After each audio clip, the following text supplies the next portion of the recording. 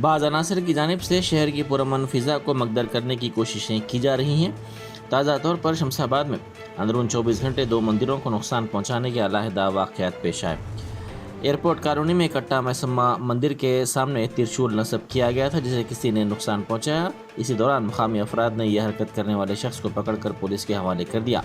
जबकि दूसरा वाक़या मौज़े जुक्कल में पेश आया, जहां एक शख्स ने पोचम्मा मंदिर को नुकसान पहुंचाया। నేను పోయి చెడగొట్టుడు కాదన్నా, నేనేమంటున్నా పాటే దొరికిండు కదా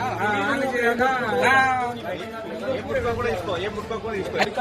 కొట్లాడి వచ్చినాం మేము. కొట్లాడి వచ్చినాం మేము తెలుసు. రెండిట్లా